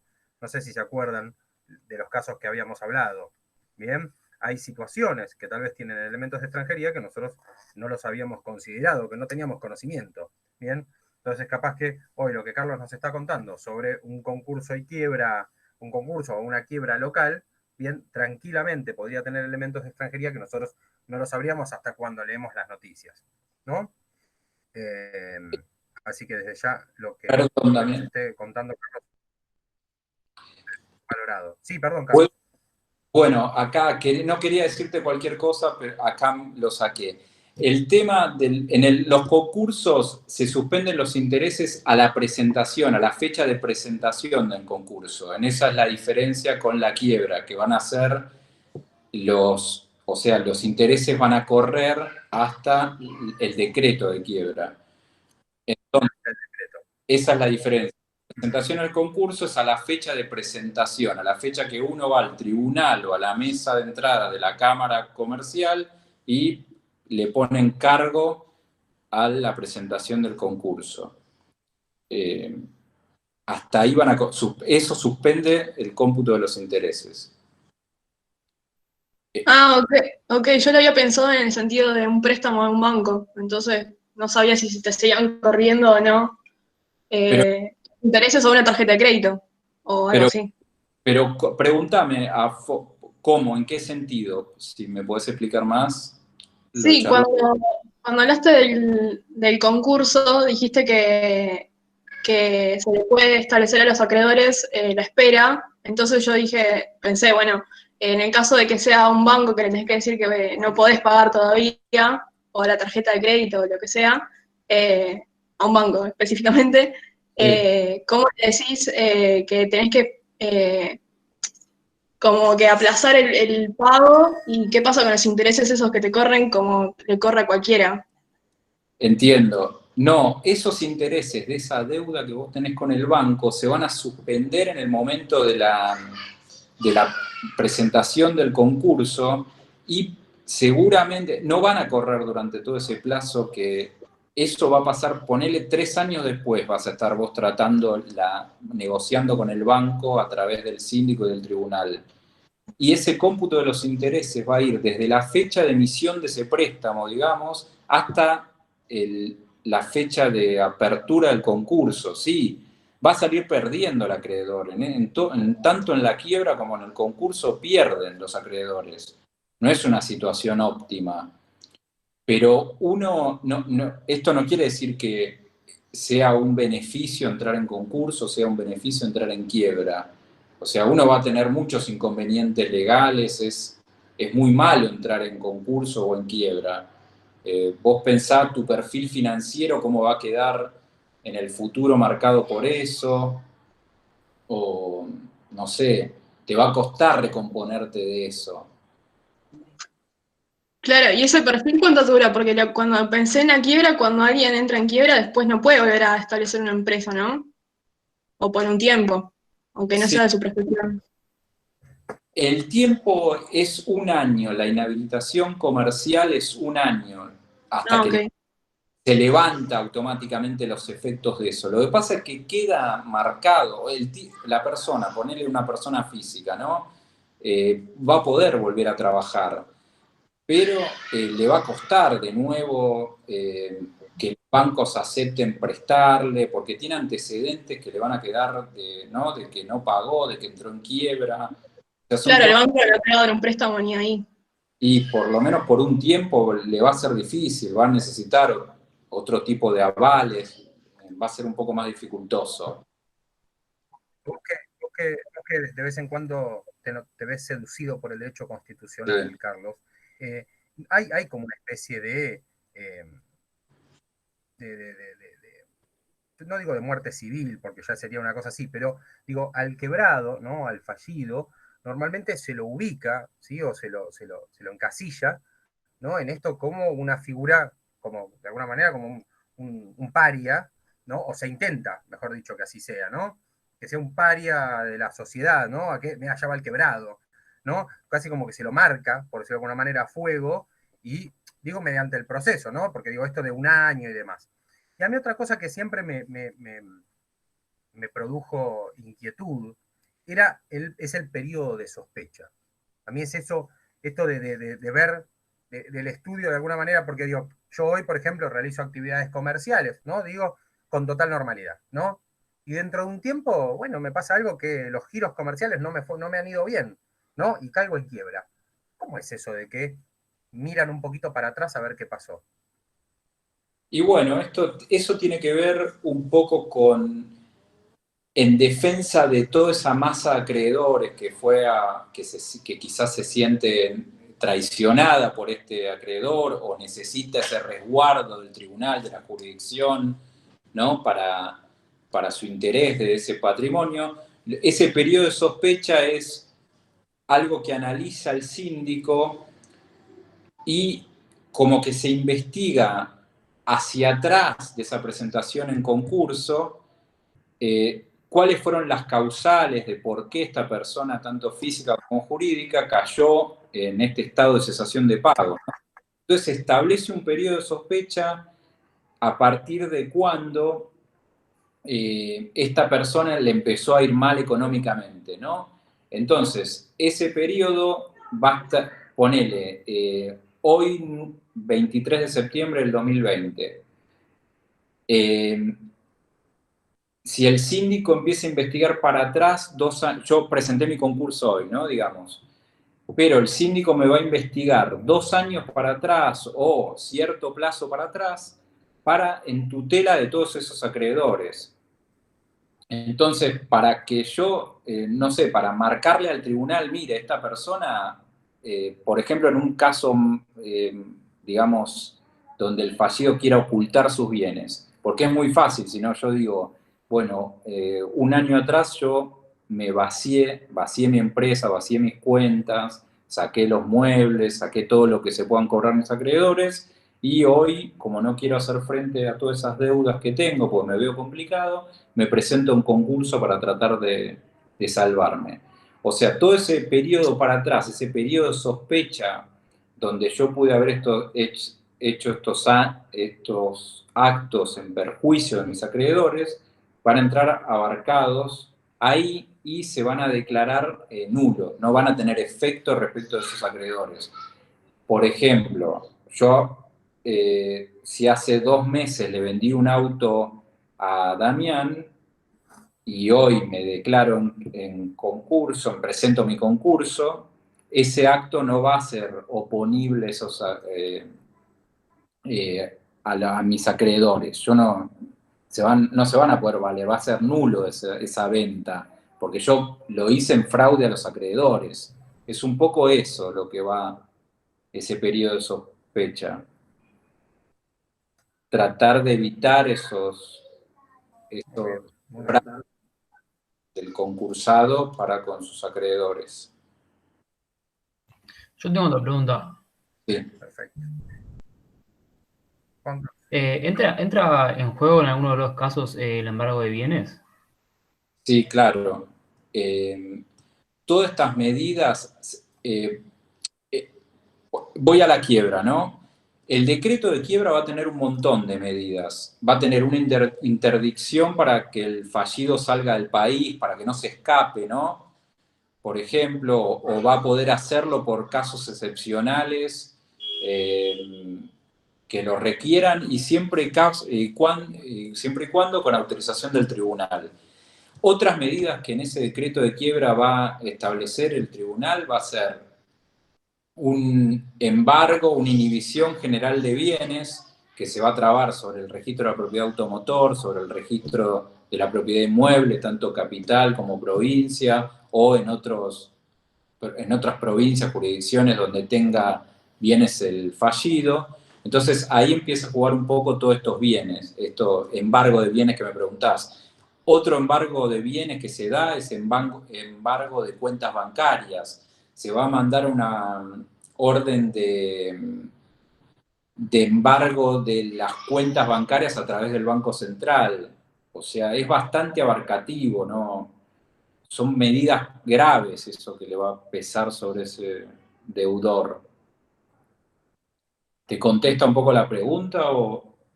Sí, pero si se embargan esos bienes, ¿en qué quedan después? Bueno, lo que explicaba un poco antes, ponele que se embargue un departamento, ¿no? O un auto.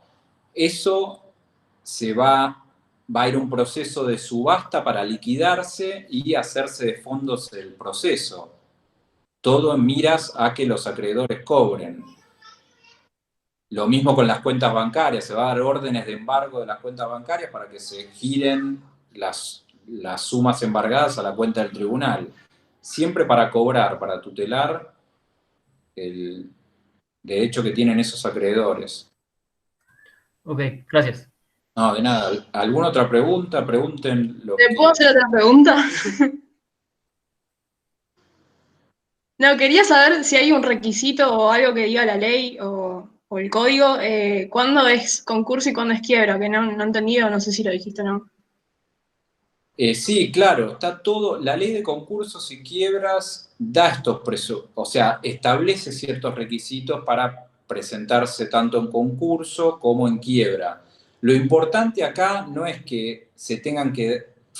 Lo importante es eso. Uno, si quieres salvar su patrimonio, o sea, evitar la quiebra, evitar esa incautación de todos los bienes y liquidación de todo su patrimonio para pagar todas sus deudas, va a ir al concurso, que es una manera de salvar su patrimonio con eso que yo decía, que es la quita, la espera. Mediante esos planes de pago, va a tratar de salvar su patrimonio para evitar esa liquidación de su patrimonio, que es lo más drástico. Imagínese, si usted cae en quiebra, le van a sacar todo lo que no sea esencial para no sé, su vida, para su vida normal, y se lo van a liquidar para pagarle a todos esos acreedores. Entonces, un poco está en eso los requisitos de por qué se va al concurso y por qué se va a la quiebra. ¿Le respondo un poco su pregunta? O... Sí, gracias. No, de nada. ¿Alguna otra pregunta? No tengo problema. Bueno, ¿alguno más que quiera aprovechar? Solo por hoy. Capaz que conseguimos a que Carlos nos acompañe en otra oportunidad, pero creo que nos ha dado un importante pantallazo de cara a la temática de los concursos y quiebras, que como dije vamos a abordar después del primer parcial, que va a quedar para la segunda parte de la materia, junto a compraventa internacional de mercaderías. Hoy vimos lo que es contratos internacionales y quedará compraventa y concursos y quiebras, los dos obviamente internacionales. Pero sinceramente la distinción entre concursos y quiebras que explicó Carlos, el carácter objetivo más importante que tiene los potenciales, como es la asociación de pagos con abundancia, los efectos del concurso, los efectos de la quiebra, la figura del síndico, la importancia de alguna manera de salvaguardar el patrimonio de los acreedores por sobre todas las cosas. En lo personal creo que los procesos falenciales son muy costosos. Y al ser muy costosos, cuando se obtienen las ganancias, una gran parte de esas ganancias, entre comillas ganancias, ¿no? Una parte de ese patrimonio que se obtiene, van para los gastos de ese proceso falencial, entre tasas de justicia, honorarios y demás. Y son los que se pagan primero. Así que por eso, como decía Carlos, en los procesos falenciales nadie gana. O ganan los que han intervenido, pero no los acreedores, porque hay acreedores que ni siquiera terminan cobrando. ¿Sí? Por eso existe algo que Carlos no sé si lo llegó a mencionar, pero que lo veremos después del parcial, que tiene que ver con los privilegios, ¿no? Los privilegios a la hora de cobrar, es muy importante tener privilegios, porque si yo voy a ser un acreedor común o filografario, se dice, no, va a ser muy difícil que cobre. Va a ser muy difícil que cobre en un concurso y va a ser imposible que cobre en una quiebra, ¿no? Así que por eso es importante tener las facturas pagas al día, o tener las facturas que yo presento pagas al día, porque algún día la empresa puede no considerarme, o mejor dicho, el sistema puede no considerarme privilegiado a la hora de querer o tener que pagarme. Le agradezco a Carlos la presencia desde ya, la participación, el expertise, y todo lo que tiene para contarnos, que obviamente hoy fue una versión resumida, y esperamos contar con él en otra oportunidad. Me encantaría y creo que nos puede servir de mucho y puede ser por demás de utilidad para nosotros, para el grupo, y para el aprendizaje de estos pichones de especialistas en comercio exterior y por sobre todas las cosas en cuanto a las prácticas, ¿no? Que es lo que Carlos nos puede dar y mucho, es desde su experiencia, creo que nos puede dar también cuestiones o aspectos reales, no legales, aspectos reales de algunas cuestiones que se dan en nuestros tribunales. Así que le agradezco a Carlos desde ya, le agradezco a todos que han prestado atención atentamente o se han dormido, bien, pero bueno, ha parecido que han prestado mucha atención.